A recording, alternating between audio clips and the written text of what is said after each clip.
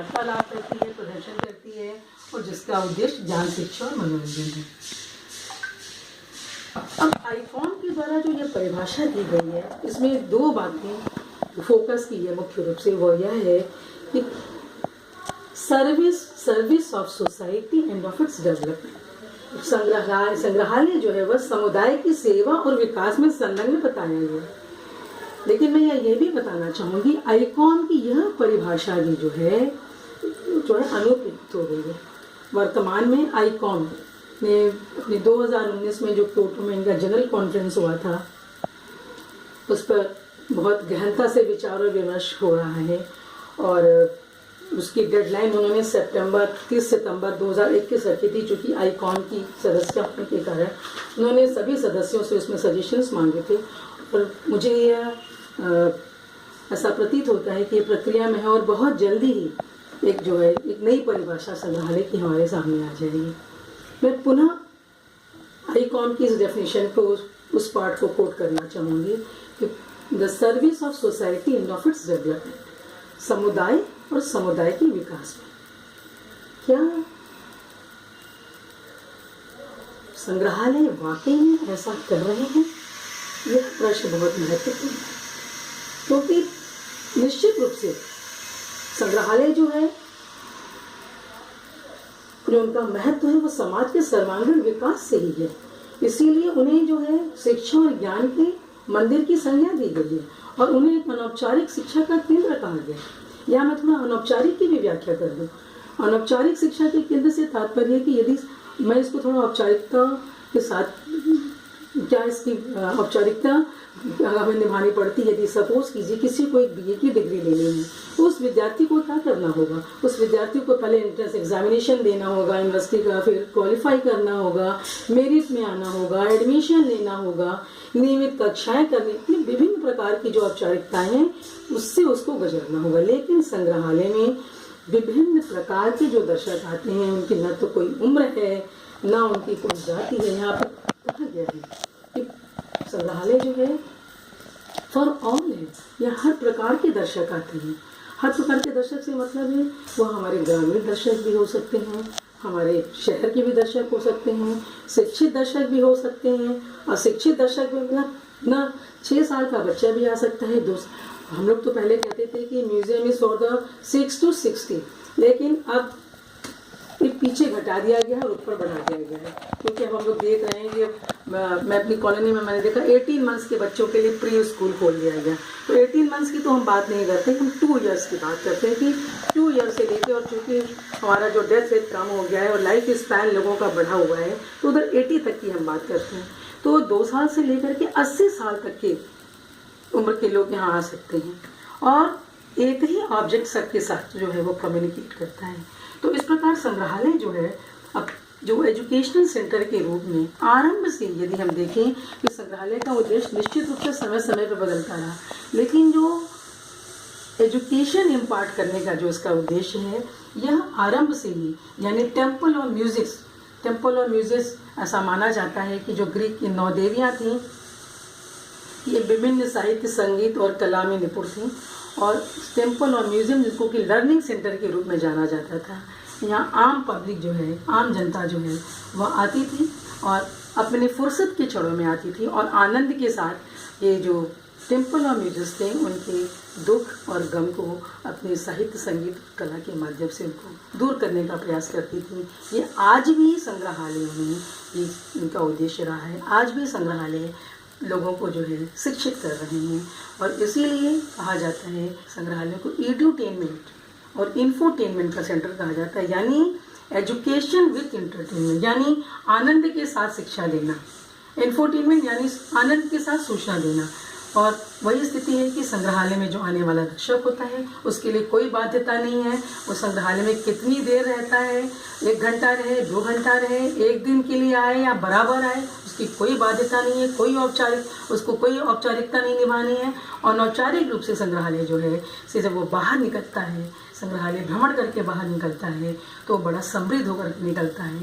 और इसीलिए संग्रहालय के लिए कहा जाता है कि a museum essentially denotes 3 E's। 3 E's मतलब to educate, to entertain and to enrich. यानी खेल खेल में जो है वो दर्शक संग्रहालय से बहुत समृद्ध होकर के, बहुत इनरिच होकर के वो संग्रहालय से बाहर आता है। ये ग्राफ के माध्यम से मैं इस बात को समझाना चाहूँगी कि म्यूज़ियम में जो जैसा मैंने कहा विभिन्न प्रकार के दर्शक आ रहे हैं और नॉन फॉर्मल एजुकेशन संग्रहालय के द्वारा दी जा रही है, और जो एजुकेशन का जो माध्यम है वह एग्जीबिशंस हैं या बहुत विभिन्न प्रकार के आपके जो हैं एजुकेशनल एक्टिविटीज़ हैं। एजुकेशनल एक्टिविटीज़ के माध्यम से वर्कशॉप्स हैं, सेमिनार्स हैं, लेक्चर्स हैं, बहुत सारी जो गतिविधियाँ हैं, शैक्षणिक गतिविधियाँ, उसके माध्यम से संग्रहालय अपने विभिन्न प्रकार के दर्शकों को नॉन फॉर्मल एजुकेशन देता है। अभी जो मैंने बात की कि डेफिनेशन के संदर्भ में कि सोसाइटी और इसके डेवलपमेंट, तो क्या ये प्रश्न दिमाग में आना बहुत स्वाभाविक भी है कि क्या जो संग्रहालय हैं हमारे वह अपने इस दायित्व का निर्वहन कर रहे हैं। यदि वास्तविकता से हम संग्रहालय के क्रियाकलापों को देखें, मुझे कहने में अच्छा नहीं लग रहा है, लेकिन इस कटु सत्य से भी नहीं नकारा जा सकता कि आज भी अधिकांश संग्रहालयों की स्थिति यथावत बनी हुई है। यथावत से हमारा तात्पर्य है कि संग्रहालय अभी भी अपने पारंपरिक क्रियाकलापों से स्वयं को दूर नहीं कर पा रहे हैं, यानी स्वयं को जनता से जोड़ने में विफल हो रहे हैं, जिसके कारण मानव और समाज के समग्र विकास में उनकी भूमिका नहीं के बराबर रह गई है। जन सम्मान का जब संग्रहालयों से जब जुड़ाव नहीं होगा, तो जुड़ाव नहीं होने के कारण जो विरासतों को समझने और उनको संरक्षित करने की आम जनता में रुचि जागृत नहीं हो पा रही है। ऐसी परिस्थिति में संग्रहालयों को अपने मिशंस को, अपने गोल को रीडिफाइन करने की ज़रूरत है, क्योंकि बहुत बड़ा लक्ष्य ऐसा नहीं कि संग्रहालयों के सामने चुनौती नहीं, संग्रहालयों के सामने भी बहुत सारी चुनौतियाँ हैं। लेकिन इन चुनौतियों का सामना करते हुए, इन चुनौतियों से निपटने के लिए संग्रहालयों को बहुत सारे कदम उठाने होंगे। संग्रहालयों को क्या करना है, क्योंकि संग्रहालय बार बार हम बात करते हैं कि संग्रहालय और समाज का अन्योन्याश्रित संबंध है। तो अगर संग्रहालय में हमारे जन सामान्य नहीं आएंगे, हमारे विजिटर्स नहीं आएंगे, विजिटर्स नहीं जोड़ेंगे, कहा भी गया है कि संग्रहालय के दो पैर हैं, विजिटर्स और कलेक्शन। अगर कलेक्शन है, कलेक्शन ही पूरे केंद्र बिंदु में सारी गतिविधियां जो हैं आयोजित की जाती हैं। लेकिन यदि इसको देखने वाला कोई नहीं होगा तो संग्रहालय गोडाउन बन के रह जाएगा, संग्रहालय की भूमिका खत्म हो जाएगी। तो संग्रहालय के दो पैर हैं, कलेक्शन और विजिटर। बिना विजिटर्स के, बिना जन सामान्य के, बिना समाज के संग्रहालय में आए संग्रहालयों का क्या अस्तित्व होगा। ऐसी विकट परिस्थिति संग्रहालयों के सामने है, क्योंकि चुनौतियां मैंने कहा है। अब वो कौन कौन सी चुनौतियां हैं, तो सबसे बड़ी चुनौती तो जो संग्रहालयों के सामने है वह तो ये है कि आज संग्रहालय हमारे सामने बहुत सारे मनोरंजन के विकल्प खुले हुए हैं। एंटरटेनमेंट एक बहुत बड़ी इंडस्ट्री के रूप में हमारे सामने स्थापित हो चुका है। तो लोग संग्रहालय क्यों जाएं? इस संग्रहालय लोगों का ये प्रश्न होता है कि हम संग्रहालय क्यों जाएं? देखिए बहुत सारे थीम पार्क हैं, अक्षरधाम जैसे मंदिर हमारे में, जैसे बहुत लोग शायद गए होंगे और देखा होगा, बहुत सारे थीम पार्क इस्टेब्लिश हो गए हैं, एक्वेरियम्स हो गए हैं वहाँ पे, जबकि 300 रुपये टिकट्स हैं। उन संग्रहालय में 10 से 20 रुपये टिकट्स हैं, लेकिन उसके बावजूद भी लोग संग्रहालय आना पसंद नहीं करते। उसका क्या कारण है? क्योंकि ये जो इनको पैरा म्यूजियम्स भी अब कहा जाने लगा है। अंतर्राष्ट्रीय जगत में, संग्रहालय जगत में इस प्रकार की जो थीम पार्क हैं, जो सेंटर्स हैं, हेरिटेज सेंटर्स हैं, इनको पैरा म्यूजियम्स की संज्ञा दी गई। पैरा म्यूजियम्स यानी ये म्यूजियम के समकक्ष तो हैं, क्योंकि ये भी एंटरटेन करते हैं और लोगों को एजुकेट करते हैं, लेकिन म्यूजियम नहीं है, ये म्यूजियम के समकक्ष। तो ये पैरा म्यूजियम क्या करते हैं, ये क्यों लोगों में आकर्षण का केंद्र बने हुए हैं, या अपने यहाँ आने वाले दर्शकों का सर्वेक्षण करते हैं, उनकी जो नीड्स होती हैं, उनकी जो रिक्वायरमेंट्स होती हैं, उसके हिसाब से वो काम करते हैं और उसके हिसाब से वह अपनी गतिविधियों को संचालित करते हैं, इसीलिए वह आम जनता की आकर्षण का केंद्र बने हुए हैं। और संग्रहालयों को भी इस तरह की चीज़ों को सोचना पड़ेगा, इस तरह की चीज़ों के लिए संग्रहालयों को दर्शकों का सर्वेक्षण करना पड़ेगा। विभिन्न प्रकार के जो समुदाय हैं, विभिन्न प्रकार के जो समाज हैं, उनकी क्या नीड्स हैं, उनकी क्या एस्पिरेशंस हैं, उनकी क्या रिक्वायरमेंट्स हैं, उनका सर्वे करना होगा। और सर्वे करके उसके हिसाब से संग्रहालय की गतिविधियों को निर्धारित करना होगा, तभी संग्रहालय म्यूजियम के समकक्ष खड़े हो पाए। दूसरी समस्या जो है, समस्याएं बहुत हैं लेकिन मैं एक ही दो बिंदुओं पर की चर्चा करूँगी। एक तो दूसरी सबसे बड़ी समस्या जो संग्रहालयों के सामने आती है वह है वित्तीय समस्या, फाइनेंशियल क्राइसिस। फाइनेंशियल क्राइसिस की अगर हम बात करें तो सभी संग्रहालयों और गवर्नमेंट ने भी बहुत सारे बजट्स को कट कर दिया है। सभी संग्रहालय कहते हैं भाई हमारे पास आर्थिक संसाधन नहीं है, हम कैसे कार्यक्रम का आयोजन करें। बहुत गंभीर समस्या भी है और विचारणीय प्रश्न भी है। लेकिन विगत कई दशकों से संग्रहालयविदों ने इस समस्या पर भी सोचा, समझा और एक म्यूजियम मार्केटिंग की नई अवधारणा संग्रहालयों के बारे में, संग्रहालयों के लिए स्थापित की गई। अब फिर यहाँ बात आती है कि जब हम मार्केटिंग शब्द का इस्तेमाल करते हैं तो मार्केटिंग से क्या तात्पर्य है। मार्केटिंग का मतलब होता है, अगर कमर्शलाइज शब्द है और एक व्यावसायिक शब्द है, और इसका मतलब होता है मैं अपने उत्पाद को बेचना। तो क्या हम संग्रहालयों को बेचेंगे? नहीं। जब हम मार्केटिंग म्यूजियम शब्द के साथ जोड़ जाते हैं, म्यूजियम मार्केटिंग, तो इसका मतलब पूरी तरह से अर्थ बदल जाता है to sell the concept of museum, यानी मैं संग्रहालय की अवधारणा को बेचना है। संग्रहालयों को लोगों के पास जाना होगा।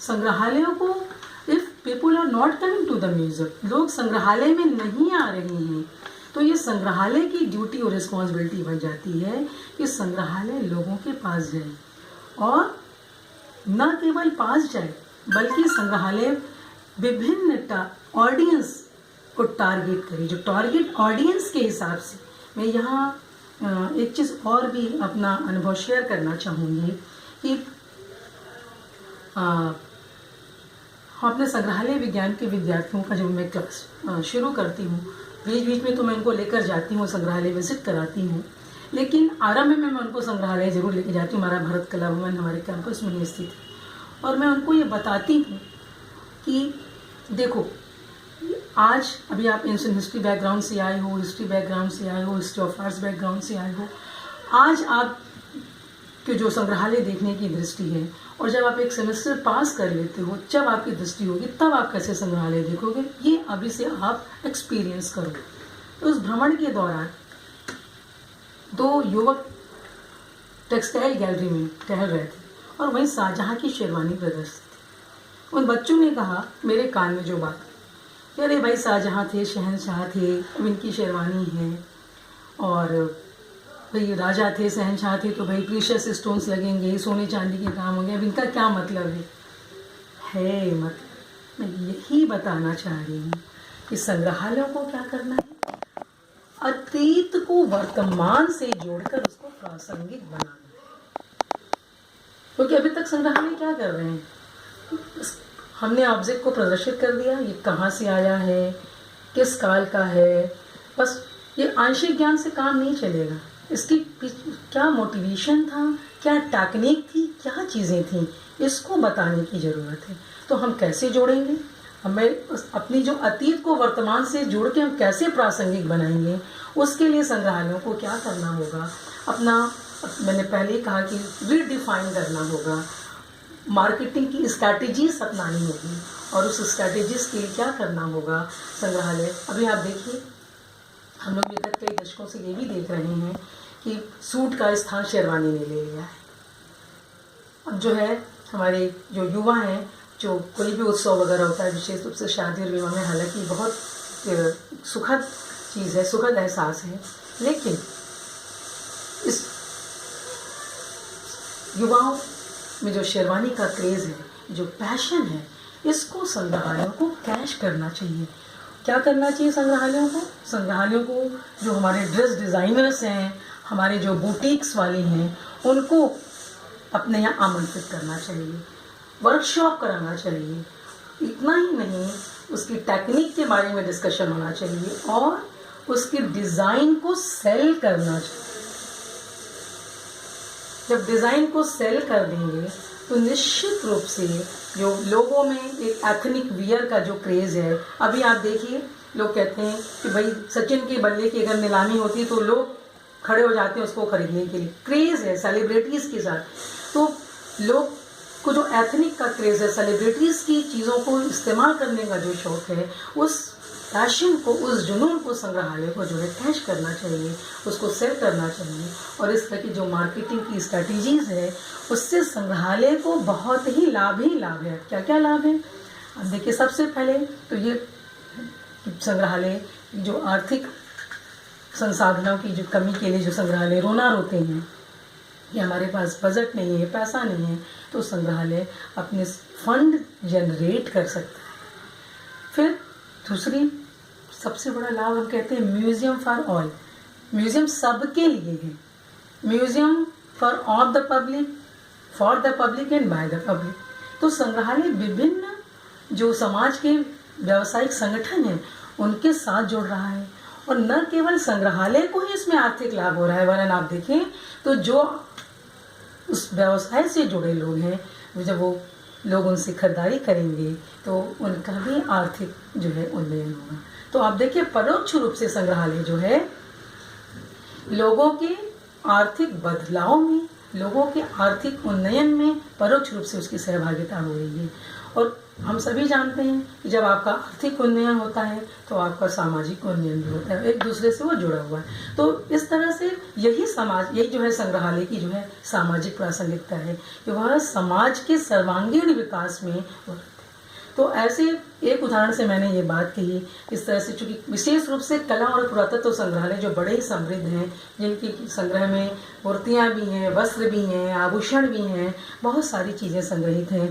तो न केवल वस्त्र के माध्यम से, बल्कि हमारे जो काशी से, राजघाट से, उत्खनन से हमारे जो गुप्तकालीन जो टेराकोटाज मिले हुए हैं वह भी बड़े समृद्ध हैं। उनमें जो हेयर स्टाइल्स हैं, ऐसा वासुदेव शरणदवाल जी ने कहा कि जो हेयर स्टाइल्स में इतनी विविधता है, अपने फैशन के लिए रोम और पेरिस जो विख्यात है उससे भी ज़्यादा समृद्ध हमारे राजघाट के जो है टेराकोटाज हैं। तो आप इसी से अंदाज़ा लगा लीजिए कि हमारी संग्रहालयों के पास जो उनकी जो पुरावस्तुएं हैं, जो उनकी संग्रहित वस्तुएं हैं, उसके माध्यम से वो किस प्रकार से विभिन्न प्रकार के व्यावसायिक संगठनों को अपने यहाँ बुला करके और उस पर वर्कशॉप्स करा करके उसको, उनकी टेक्निक को, उसके डिज़ाइन को सेल करके किस तरह से दोहरा लाभ जो है उठा सकता है। यही जो है संग्रहालयों की सामाजिक प्रासंगिकता पूरी तरह से सिद्ध हो जाती है। हालांकि जो म्यूज़ियम मार्केटिंग का जो विषय है, इसका क्या कॉन्सेप्ट है, इसको कैसे इम्प्लीमेंट करना चाहिए, इसके क्या मेरिट्स हैं, क्या डीमेरिट्स हैं, इन सारी चीज़ों पर बहुत एक भी अपने आप में एक बड़ा विषय है। लेकिन डीमेरिट्स होने के बावजूद भी यही मैं इतना ही कहना चाहूँगी कि यह अवधारणा आज के परिदृश्य में संग्रहालय और समाज दोनों के विकास के लिए अत्यंत उपयोगी है। इसलिए संग्रहालयों को उसको निश्चित रूप से अपने यहाँ मार्केटिंग की स्ट्रेटजीज अडॉप्ट करनी चाहिए। यह तो एक बात होगी। जो दूसरा मेरे व्याख्यान का जो बिंदु है कि कैसे संग्रहालय समाज से कैसे जुड़े और समाज को कैसे संग्रहालय में लाने के लिए प्रेरित करे।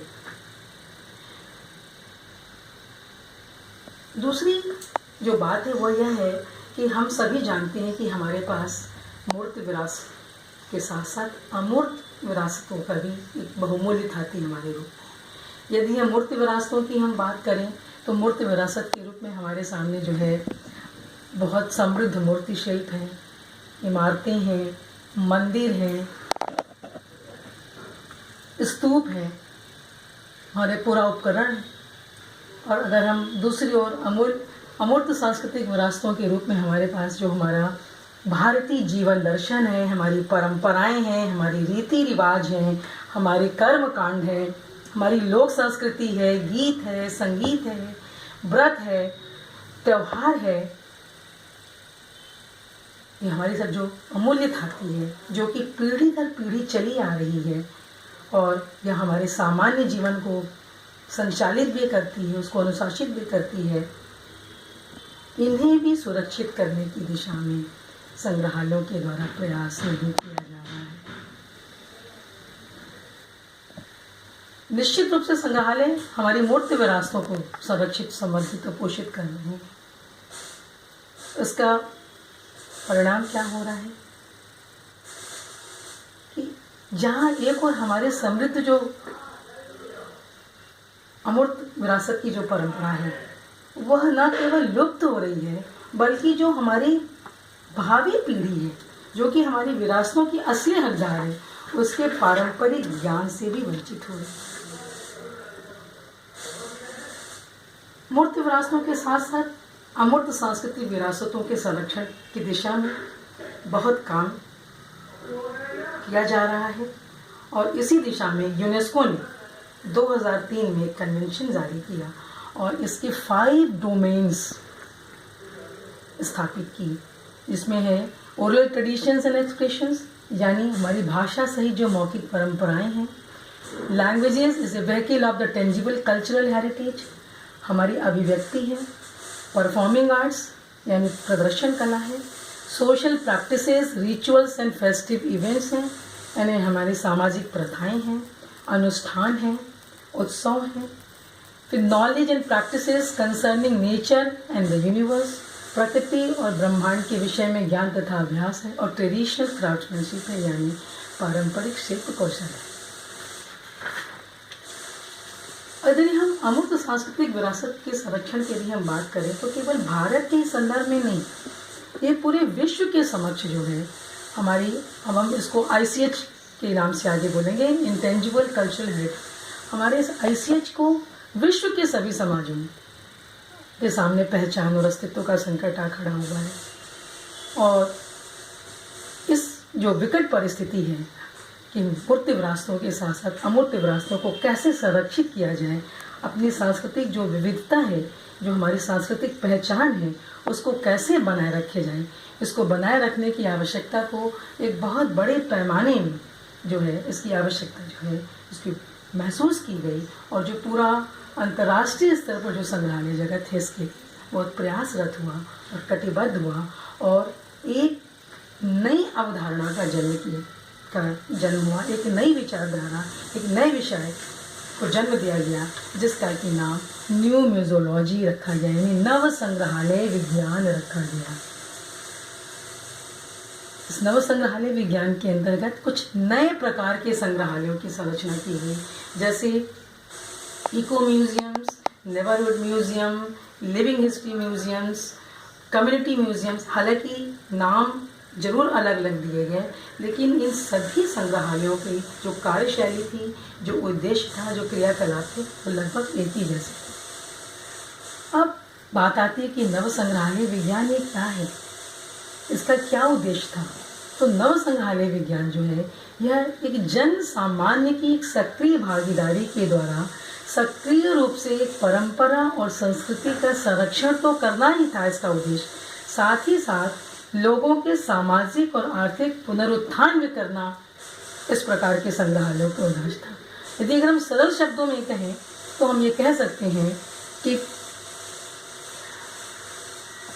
सरल शब्दों में यदि हम कहें तो हम ये कह सकते हैं कि इस प्रकार के संग्रहालयों का जो मुख्य उद्देश्य था, मनुष्य के या मानव के सर्वांगीण विकास के लिए सिर्फ सिद्धांतों की बात नहीं करना, बल्कि व्यवहारिकता एवं वातावरण को ध्यान में रखकर उसके सक्रिय पक्ष और सक्रियता पे जोर देना था। फिर बहुत सारे प्रश्न दिमाग में आते हैं कि ये नव संग्रहालय विज्ञान किस तरह से, अगर हम कहें ओल्ड म्यूजियोलॉजी या ट्रेडिशनल म्यूजियोलॉजी से किस तरह भिन्न है, इसकी क्या विशेषताएं हैं और ये किस तरह से कार्य करता है, उसके क्या कारण थे उत्पत्ति। तो अभी मैंने चर्चा की कि दो बातें प्रमुख रूप से थी। एक तो संग्रहालय का जनता के साथ जुड़ाव न होना और दूसरा अमूर्त सांस्कृतिक विरासतों का संरक्षण न होना। और बहुत से अमूर्त सांस्कृतिक विरासतों का लुप्त होना या लुप्त होने के कगार पर होना, जिससे कि संग्रहालय पूरे वैश्विक जगत में एक बहुत बड़ी चिंता महसूस की गई। और वैश्विक स्तर पर जो सामाजिक सांस्कृतिक बदलाव आ रहे थे, वो सभी जो है इस अवधारणा की उत्पत्ति के उत्तरदायी थे। बहुत सारे कारण थे, राजनीतिक कारण भी थे, उपनिवेशवाद भी था, लेकिन जो मूलभूत कारण था, जिसकी कि मैंने भी चर्चा की, मूलभूत कारण ये था कि हमें अपनी अमूर्त सांस्कृतिक विरासतों को संरक्षित करना, संवर्धित करना और उसके माध्यम से लोगों का सामुदायिक उत्थान करना था। अब ये पारंपरिक संग्रहालय विज्ञान और संग्रहालय से किस तरह से भिन्न है, मैं फिर यहाँ पे आईकॉम की डेफिनेशन को कोट करूँगी कि जनता की सेवा, जो जनता की सेवा और उसके विकास की बात करता है। यानी यहाँ यह आवश्यक हो जाता है कि द्विपक्षीय संबंध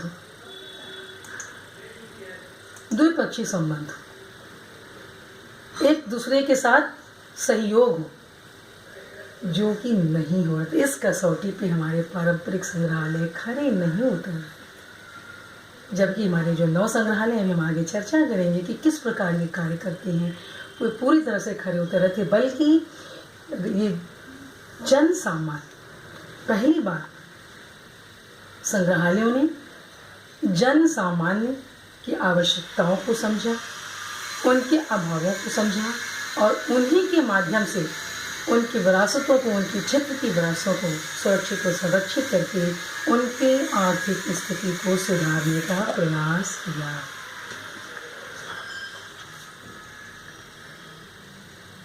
एक बात और भी यहाँ बड़ी मनोरंजक है कि जो नव संग्रहालय विज्ञान की जो अवधारणा है,